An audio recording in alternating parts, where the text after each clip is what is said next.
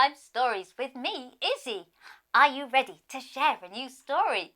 Well, I have chosen a rather stinky story to share. The title is The Skunk Who Couldn't Smell. If you have this book at home, you can read along with me. The authors, the people who have written this story, are Sarah McCormick and Michael Smith. And the illustrator, the person who has drawn all the pictures, is Virginia Lumfer. Now, Smellarella knows that there is something different about her, but she's not sure what it is. Shall we read and find out? The Skunk Who Couldn't Smell. Meet the Skunkertons. Mama Skunkerton, Papa Skunkerton, Sneaky Pete, Squirrel Pup, Sunflower, Stinkerina, Smellarella, Savvy. Smellarella Skunkerton always knew she was unique, but she didn't quite know why. After all, she looked like all the skunks she knew. She liked to eat fruit and dig for bugs, just like them.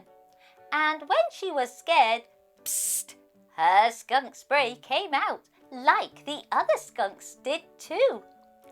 Still, Smellarella knew something about her wasn't quite the same. One day, Smellarella and her siblings came home from school to find their mom baking. It smells so good in here, her sister Savvy declared. Yeah, fresh bread, her brother Sneaky Pete added. Smellarella stuck her nose in the air and took a few sniffs. What were they talking about? She couldn't smell anything. Curious, Smellarella held a loaf of piping hot bread to her nose. Why can't I smell this? She wondered. The next day, Smellarella raced home from school ahead of her siblings. Her mom had promised to bake chocolate chip cookies, and she couldn't wait to smell them. Smellarella sped into the kitchen and saw the warm cookies sitting on the counter. Closing her eyes, she took a big sniff. Smellarella's eyes popped open with shock. She couldn't smell the cookies either. But maybe, was it possible the cookies simply had no smell? That thought didn't last long. The other Skunkertons quickly piled into the kitchen, raving about how delicious the chocolate chip cookies smelled. Smellarella felt her stomach tie itself in knots. If she couldn't smell the cookies, and she couldn't smell the bread, what else was she missing? Grabbing her journal, Smellarella headed outside to investigate. Grass? No. Flowers? Pigpen? Not a chance. Smellarella was starting to feel desperate. She even tried spraying a dog, but she couldn't smell that either. Though by the look on the dog's face, he sure could. Smellarella headed home, anxious to talk to her mom, but as she opened the door, she remembered her mom was working. What's wrong? Sneaky Pete asked. You look upset. I have a problem, Smellarella confessed. I can't smell. Sneaky Pete raised an eyebrow. You can't smell? Who's ever heard of a skunk who can't smell? This I've got to see. Sneaky Pete blindfolded Smellarella and put her through a sneaky smell test. What food am I holding? Sneaky Pete asked.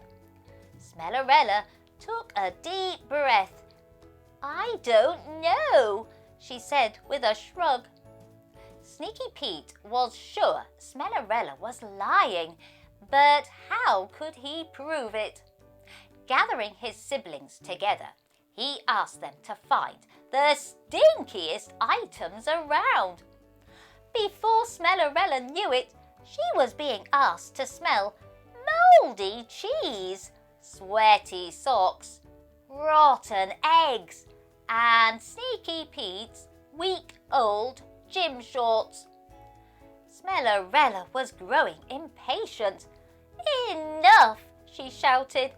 "I can't smell anything."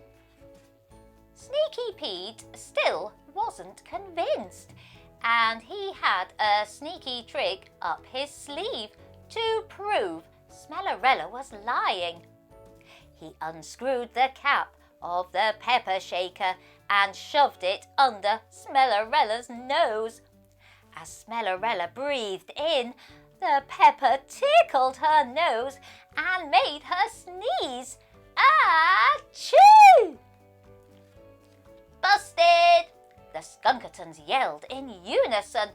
"You sneezed! That proves you can smell," added Sneaky Pete.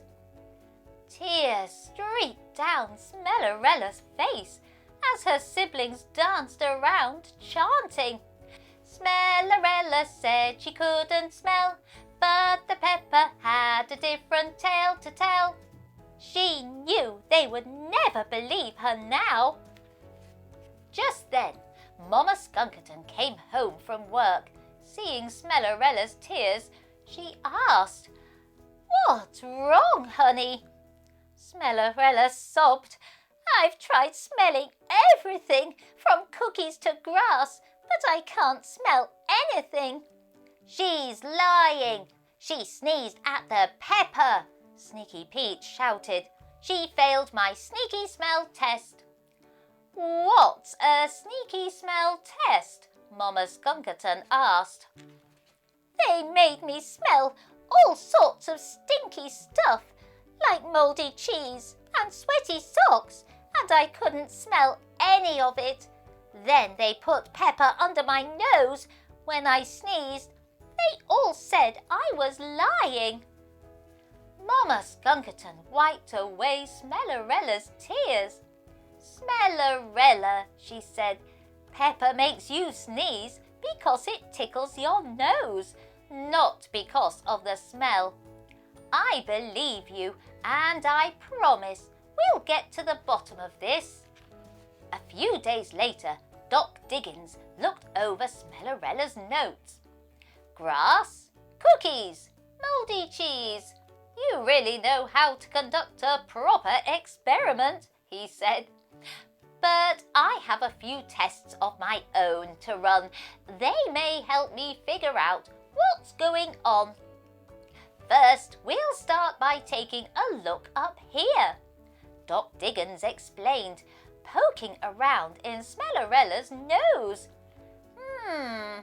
I think we need a deeper look." "Smellarella," Doc Diggins said, "I know what is wrong with you." Smellarella practically jumped off the exam table. "Really? What is it?" "You don't have an olfactory bulb," stated Doc Diggins. Smellarella touched her nose gingerly. "An old what?" she asked. Doc Diggins chuckled and then explained. "An olfactory bulb. It's what helps your brain distinguish smells. You were born without one." "But if I was born without it, that means—" "That you have never been able to smell," interrupted Doc Diggins. "Not even as a little baby skunk. You just didn't notice until someone brought it up." On the drive home, Smellarella looked sadly out the window.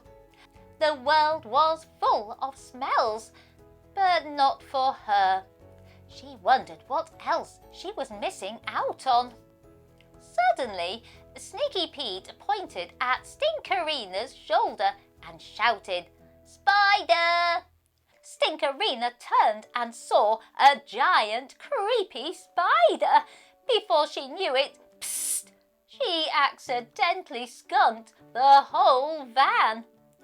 Stinkerina! Sneaky Pete groaned, sticking his head out the window to avoid the smell. It was just a toy spider. Ugh, this smells so bad. Watching her family, Smellarella started to smile.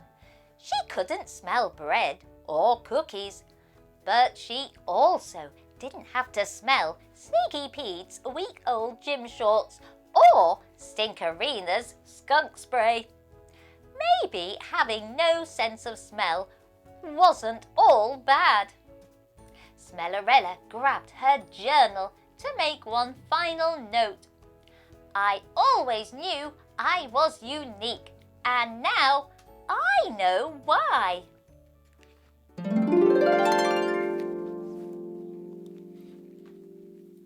What a super fun story that was!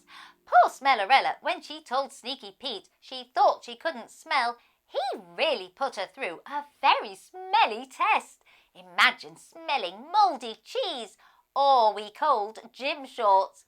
I'm so glad that Doc Diggins found out the real answer. Smellarella was simply born without an olfactory bulb. That's what's up here that helps us to smell. And Smellarella was still Smellarella, the wonderful skunk she always was. I hope you've enjoyed this Shed Time story, and if you want to, you can like, share, follow and subscribe to Shed Time Stories. Then you'll be ready for the next book we can share together. Bye-bye.